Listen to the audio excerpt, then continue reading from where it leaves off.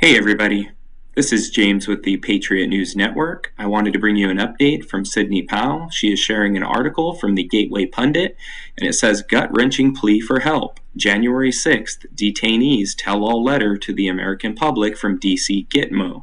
Please help this abused man. It says, Nathaniel DeGrave, a nonviolent prisoner who walked into the open doors of the Capitol to document the event for a podcast, composed a letter to the American public pleading for help. DeGrave has not been convicted of any crime, yet is being held in a pre-trial detention with no bail at D.C. jail with no court trial date in sight. It says, I understand that I write this letter at my own risk, said DeGrave. We are harshly disciplined for speaking out against the facility. It says, Dear fellow Americans, I never thought I'd write a letter like this, but we're living in very different times. This is my cry for help. My name is Nathaniel DeGrave, and as a nonviolent participant at the January 6th rally, I've spent the last 9 months detained as a political prisoner in Pod C2B at the DC DOC, otherwise known as the DC Gitmo.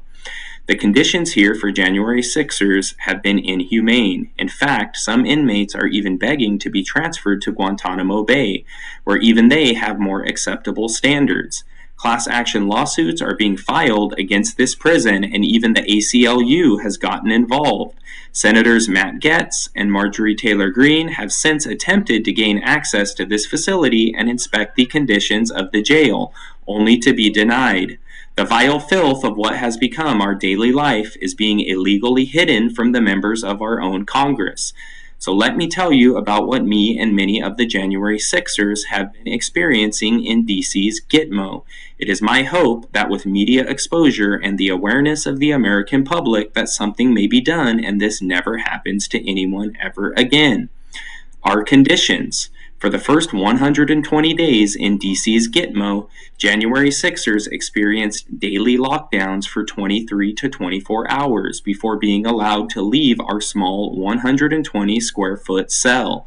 The physical and mental anguish that results from this kind of severe isolation has caused many people to go on a rapid mental decline. As a result, a large percentage of us are heavily medicated with anti-anxiety and antidepressant drugs, which helps to cope with the psychological and mental abuse that we endure. Many times, the little rec we do is stripped away if our cell isn't up to the standards of the guard on duty. This changes from day to day. January 6ers have lost rec time and out-of-cell activity anytime news interviews about the jail are aired on TV, or people speak up about our conditions, or rallies are held in our name. We'll probably have a lockdown upon the publishing of this letter, so I have already warned those that I know in advance. Masks are weaponized and used against us, even though we never leave the facility. Officers have walked in with the sole intention of needing to write 20 to 30 disciplinary reports against January 6ers, which adversely affects our chances of release and causes loss of privileges, phone time, and commissary. Masks need to be covering both nose and mouth at all times, or we are threatened and locked down in our cells.